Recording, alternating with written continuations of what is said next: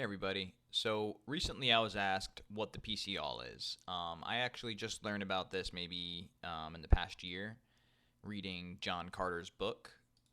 So I'm just going to quickly go over what it is. So the PCALL is it says it right here, put call ratio for all OCC options. So it's really just a ratio of how many puts there are to calls. And, usually it's under this zero point 0.6 level. Um, I think the vast majority of the time there's more calls than puts because, the vast majority of the time the market's in an uptrend. But when when there's a vast amount of calls and not many puts at all, that really means that market makers aren't prepared for a drop. They're not hedged. So if a drop does happen, they're more negatively impacted than if a drop happens and there's a high put call ratio, right? So if the put call ratio is very high, that means that a lot of market makers have large positions in puts. So, as the market comes down, their put positions are offsetting some of their losses in the stocks. So, when they have positions in margin and all that, it's not as terrible for them. It's not as deadly per se. But if the QQQ is down 3% and you have stocks down 10% and they have no puts, then they're getting wrecked. They're losing a lot of money and not gaining anything. So the vast majority of the time, the PCALL stays under this 0.6 level, okay? And, when it gets over it, that's usually when the market's pretty bearish. And what I normally watch for is when the market gets really bearish, when it gets really ugly, I'd say. Once it gets over 1, that's a spot where the market can easily bounce, right? So that means that the market's well positioned for a drop, and we might get a relief rally soon. So usually, when it gets over that 1 level, which I think is quite infrequently, let's go back 3 years. So I guess in earlier times, in 2019, it was even more common to get over 1 as well. But it looks like that 1 to 1.2 range is a supply area. It's a big resistance. So once you get over 1 and you get to the 1.2 level, that's where the market should, have a bounce usually. It's very infrequent that it'll get up to this, 1.6, 1.7 level.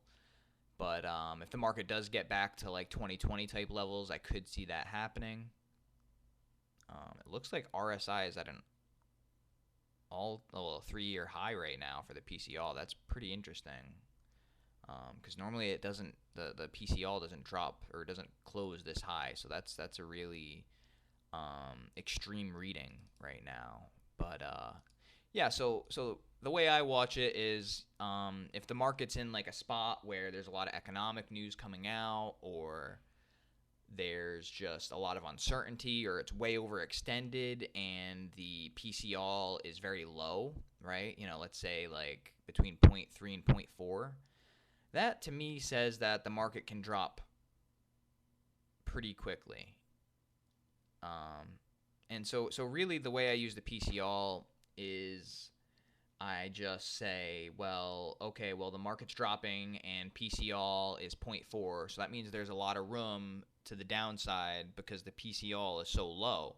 So until it gets up to, let's say, 0.6 to 0.8, in normal situations, there's, downside. So that's how I kind of use it. It's really just extremes where it gets over 0.8. As you can see in the past 180 days, it's been, the high range has been 0.6 to 0.8, really. And then the lowest it goes usually is around 0.3.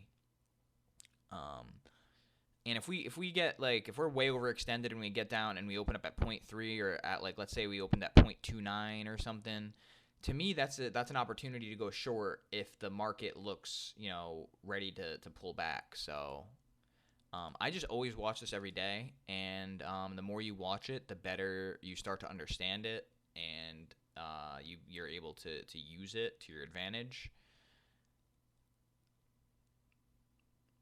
It's not really a hard science, just like the market. The market's not a hard science. It's not, if A then B every single time. It doesn't always work. It's just a probabilities game, and the vast majority of the time when the when the PCALL gets to between 1 and 1.2,